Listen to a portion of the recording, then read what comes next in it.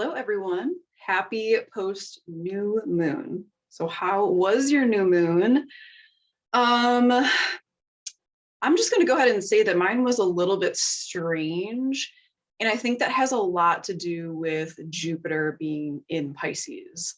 It's just very otherworldly. There was a lot of septiles for this new moon as well. It was very, I can never think of the right word, but like reality was very wavy, but it also felt very heavy to me, probably because it was a Capricorn new moon. So Capricorn being ruled by Saturn, it can definitely feel a bit weighted and just a bit heavy. It's like you're carrying around the weight of the world in a way, but for me, I didn't really know what that was. So I just kind of went with it.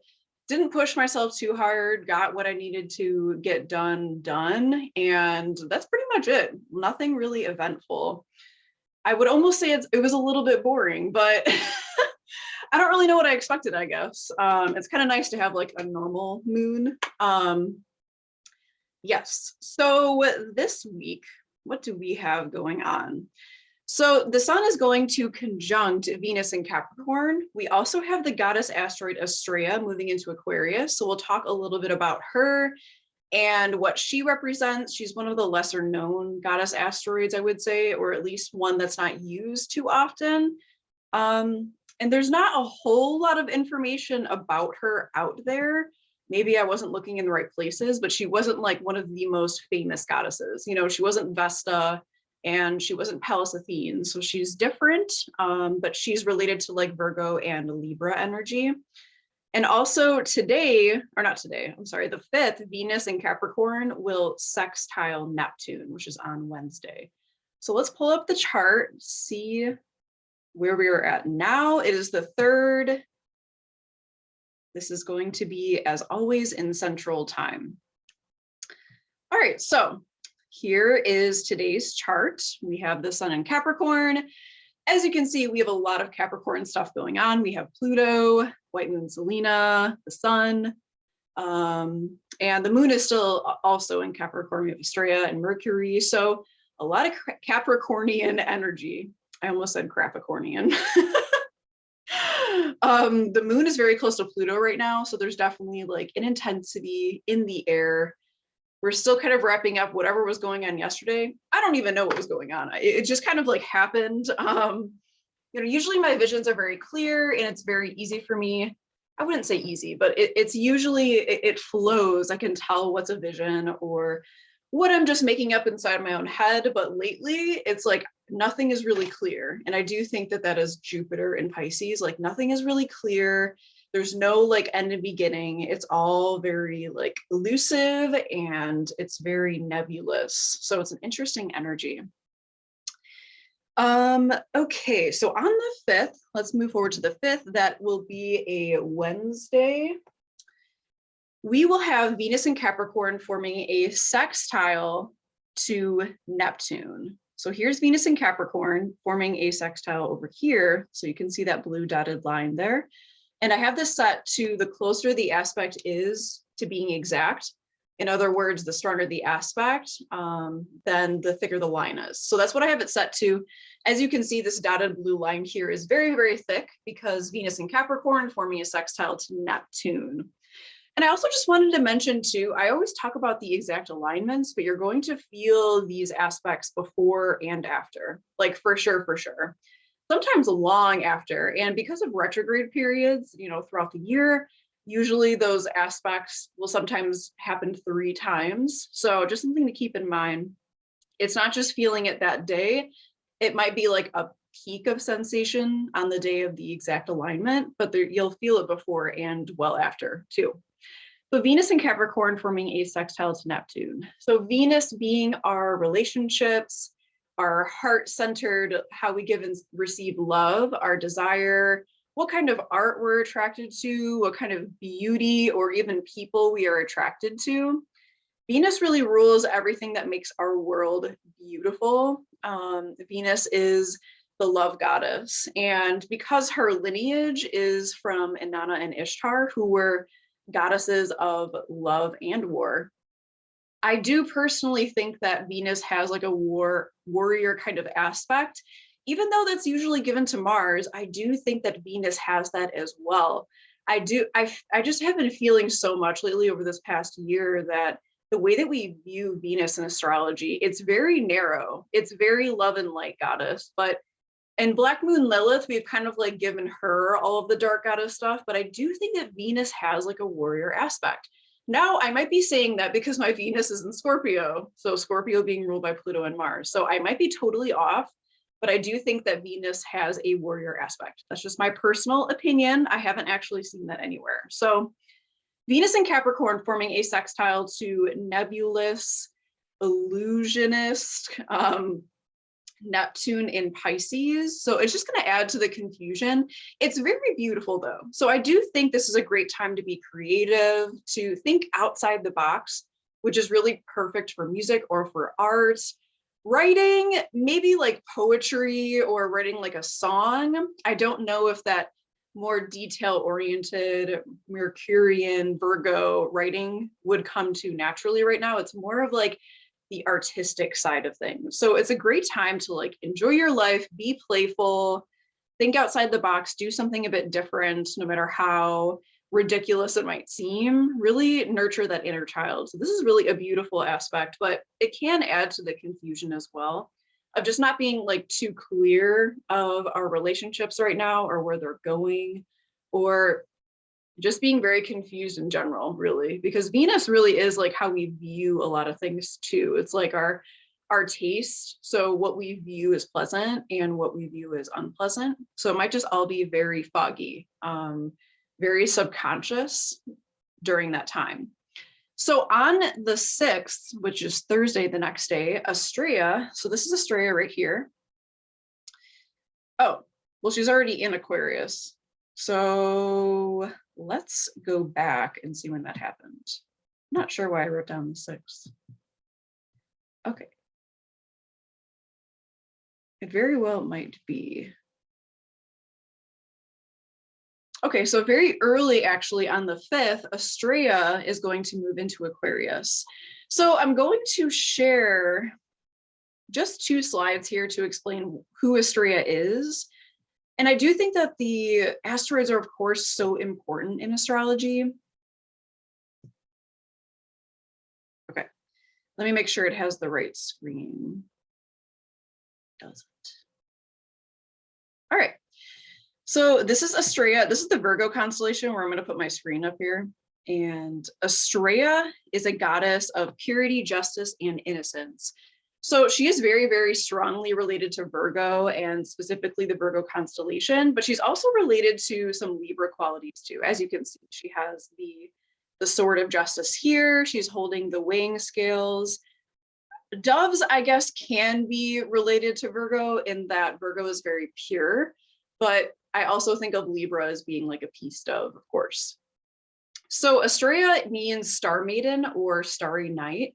She was the last goddess to live amongst the humans. After she left the Earth realm, she became the Virgo constellation. So basically the way that the story goes is that she was the last immortal to live here with the humans. But over time, she just became so disgusted by humanity's wrongdoings. And there's a lot of different versions of the story, of course, but she just became so disgusted with the lies and the hatred and the killing each other and the harming the earth. She was just so tired of it that she decided to leave, and she became the Virgo constellation. And she is seen as this goddess of like beautiful, just purity, perfection, very like Virgo and Libra together kind of energy. A lot of people say that when she returns to Earth, she's going to usher in a new golden age for humans. So she's really seen as like a patroness of that golden age when humanity really reached its peak of just being ascended, being aware, being intelligent. Like they really reached that peak, and Astraea is so connected to that. And some people, not everybody, say that when she returns to Earth, she's going to usher in the new age, which kind of reminds me of like the Revelation tarot card too. So the dates that Astraea in Aquarius will be is actually January 5th, not the 6th, the 5th, until March 28th, 2022. And this art is by Lisa Iris.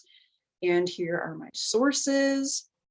So Astraea is this beautiful goddess, and especially in Aquarius, I wrote that she represents hope for humanity and also approaching communities and larger groups like 11th house stuff, because this is Aquarius, with a refreshed perspective. So like finally having hope in humans again, having hope in humanity that things can be better, that things will change for the better, that the future has hope. So thinking of like the star card too, tarot card.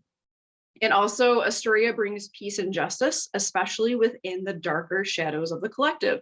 So I am curious, where is Aquarius in your chart? This might be one of the spaces of your life where you need that renewed sense of hope, especially in people right now, because I just think that we've really lost that in a lot of ways, of course. I do think that people in power are trying to turn us against each other, which is not cool, but that's really what's happened. There's been a lot of division. There's been a lot of, finger pointing and blaming each other. But I think Astraea and Aquarius is going to help us just have a renewed sense of hope in everything, in ourselves, in each other, and just like really hoping that the future will be better. And I've really been feeling this already, honestly, not only with the new year and just having that like new year, new me kind of a feeling, but I think Astraea and Aquarius too is really like telling us like, hey, it is possible.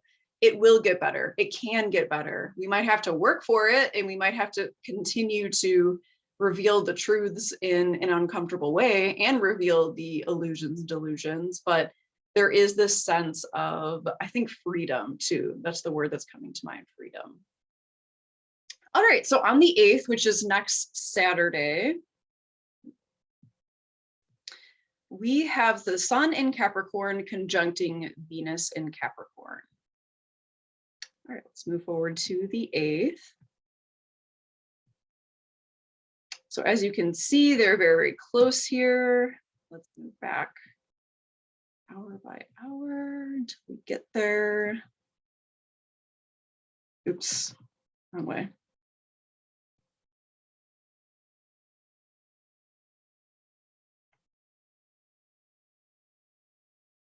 Okay. All right, so that's close enough. So it will be on the 8th. The Sun, which is our direction, it's what we're focused on, it's our goals, it's how we outwardly portray our light. So the part of our personality that is seen, and Venus being, again, our relationships, which it is still in retrograde. So I think this is really going to shine light on Venus in retrograde things. So really evaluating especially with Astraea too, I'm thinking of just like the balance in relationships. Is there balance in your relationships? Do they make you feel grounded? Are they helping you move to the next level in your life? Or is it the opposite? Are they dragging you backwards? And that's really important to look at right now.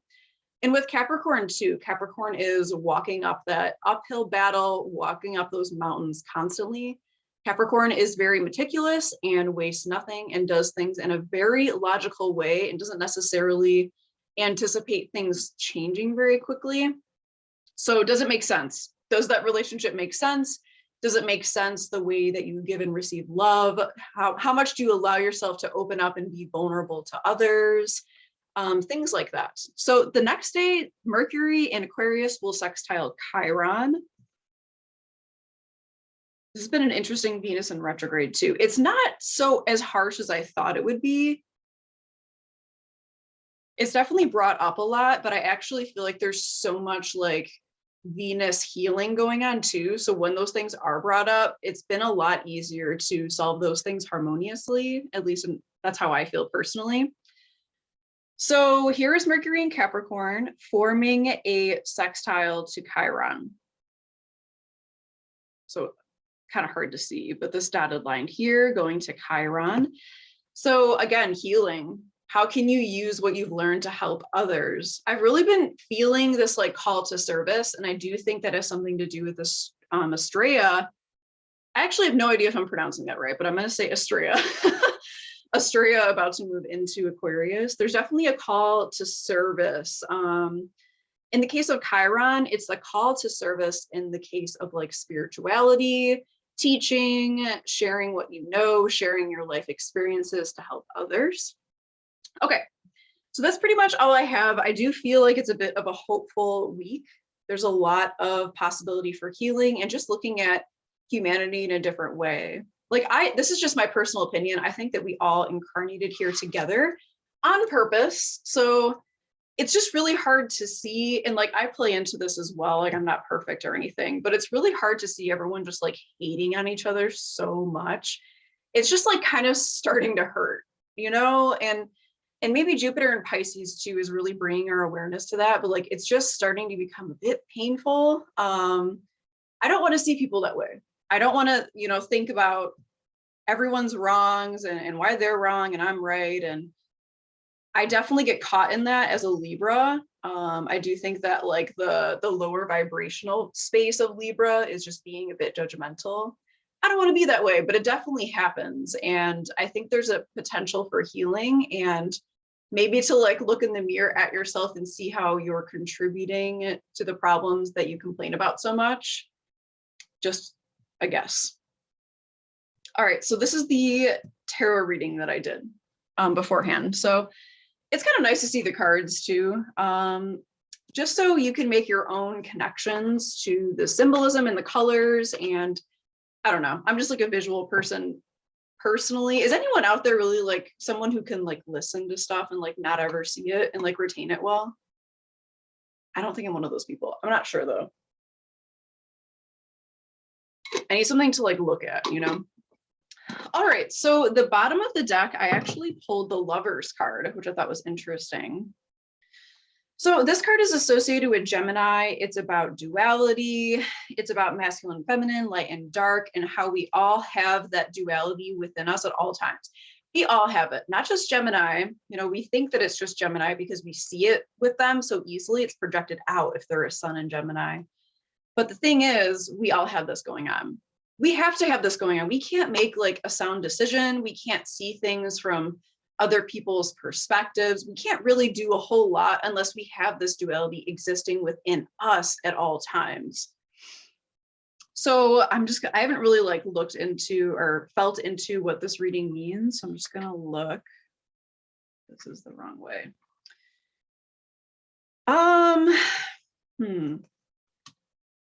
So if you look at the Four of Wands on the left, so the way that I was taught to do this is the way I like to do it. It's very simple. The left two cards are the past, the card in the middle is the present, and then the two on the right are the future. And like the closer the cards are to the center, like the Two of Pentacles here, that's like the recent past, and the Six of Cups is the like closer future, if that makes sense. And then what I do too, I just end up just pulling out cards if I feel like it. So if you look at the Four of Wands, it's what's called a stage card, because if you look at the bottom of the card, it looks like those four wands that are forming that like beautiful little archway. It looks like it's on a stage. So is it real? Is it not real? Normally the way I take this card, any stage card, because there's a lot of them, is that there's potential for that card to manifest, but like it also might just be an idea. Now, my feeling for this reading is that it's just an idea. So this feeling of like homecoming and everything being perfect and coming home to this great big castle and everyone's happy and everyone's celebrating.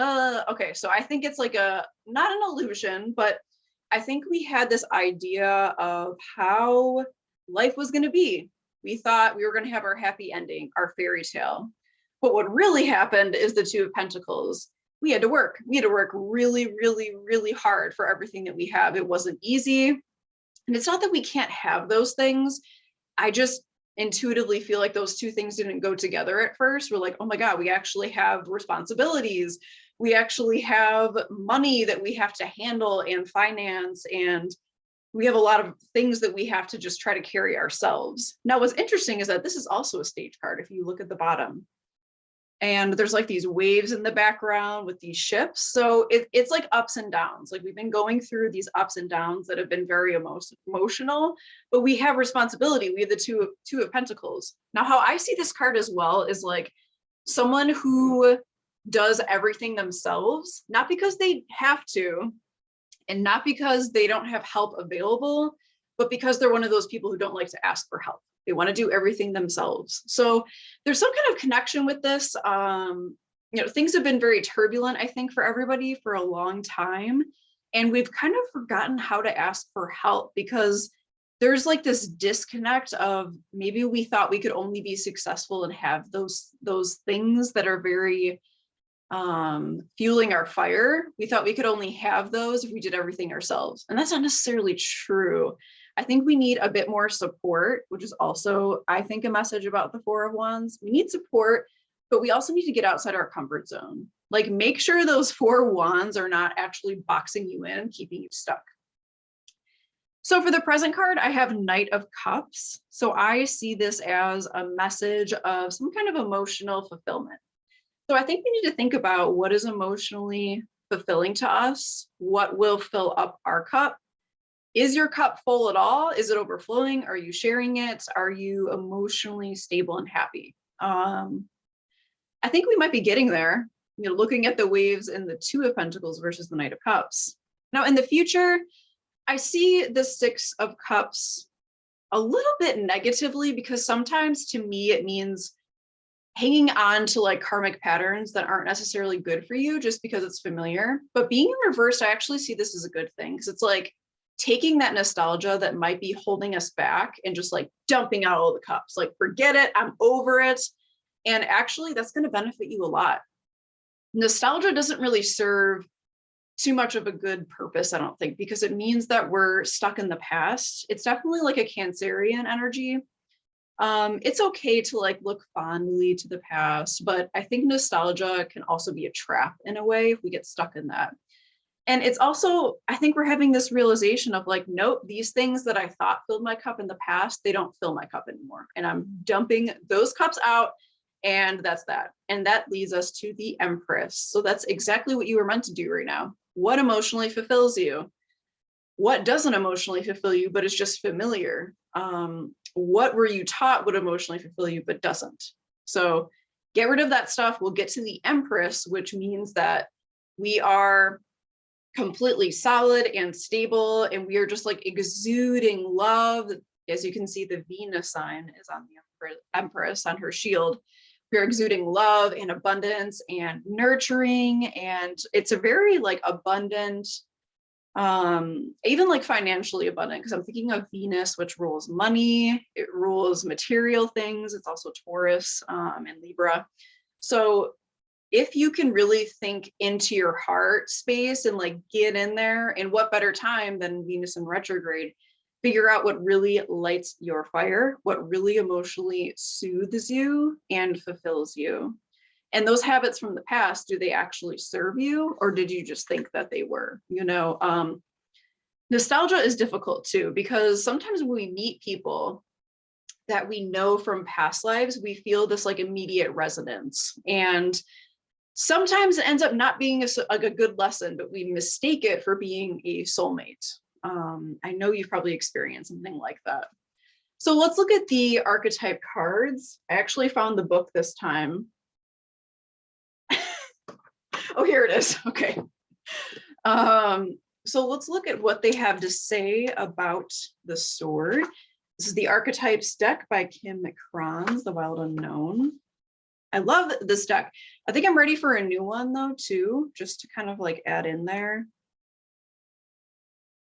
I really don't use like this kind of like, I always use like the traditional deck, which is always so harsh, but I do enjoy this Archetypes deck too. That's right. Okay, so this card is about making a swift decision and not waiting. Because if you know you have to change something, such as, excuse me, cutting someone off or releasing some kind of like, I'm thinking of karma, like karmic cords, releasing anything in your life, really, when you have to make an important decision, the longer you wait, the more painful it is for everyone. And that's what this card really talks about. It's interesting. I think this came up actually in the New Moon Live too. I like the lightning bolt going through it. It kind of looks like a yin and a yang too. the duality thing is coming through again. Duality, so harmonizing opposites, allowing yourself to change between those two things and realize that to truly understand someone that you think is bad or evil, that also must exist within yourself, because we are all mirrors, right? That's like a really hard truth. And it's not saying that you're a bad person or anything, but you have to have some kind of like mirror awareness to like truly understand people who you don't like. So I'm just thinking of like the dark night of the soul and how you have to travel through that, not just to become stronger, but like you have to go to those depths of the underworld, of hell, of whatever you want to call it, to truly understand other people as a healer. Like you have to go there yourself. You have to experience it firsthand to really understand other people. Agape. This card has come up a lot since I got this deck. What if instead of putting yourself at the center of your spiritual practice, you put God, goddess, or nature at the center? How would this change your approach? Such is the energy of agape. It is alive when we are in awe and wonder, our breath taken away by the sacred force that surrounds us, and asks for nothing in return. This card can indicate a spiritual initiation that stretches your capacity to love and serve. I was just talking about that, like feeling to serve. You sense the earthly as the heavenly and vice versa. Such an initiatory moment can appear in any form, and like a healing balm to the modern soul, its effects last a lifetime. The agape card may also suggest you reassess what you worship every day, consciously or unconsciously. What are you elevating? Where does the sacred ladder you climb ultimately lead to? That's interesting. I haven't really thought about the concept of like an overruling god or goddess in a while. As some of you will know, working with like, Celtic gods or goddesses, it's an exchange. It is not just like an unconditional love, whatever, like it's an exchange of give and take. So I'm not saying that I don't believe in that. I don't really know, but that's a whole other thing. But it is interesting, like connecting to that feeling of love, because I do think that the earth specifically has like a feeling of unconditional love. And I like how the candles kind of look like where the chakras should be too. I don't know where I'm going with that. Okay, so let's look at the bridge. I don't know if I've ever seen that card before. Maybe I'll wait to get a new deck until I've seen all the cards in this deck. Interesting. Oh no, I have seen this one before. Okay. Bridges are built to connect two worlds. They create flow, allowing us to travel between realms, ideologies, personalities. This archetype is the gesture of acceptance, of saying yes rather than withdrawing, separating, and saying no. When we cross a bridge to an unknown land, we are led magically into a new reality. We open up to otherness. Healing and communication are made possible.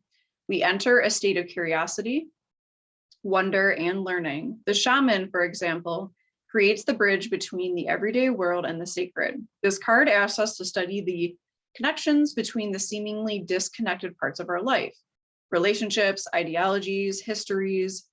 Remember that a bridge can't be forced, it must be made with love, or its structure will not withstand the inevitable weather of life. That's interesting. Okay, the advice on here says, imagine building a bridge, then imagine building a wall. Which energy is needed for the situation at hand? Which image softens and heals the heart? That's interesting. A bridge is very, very different than a wall. A wall is definitely a job for Uranus. Lie on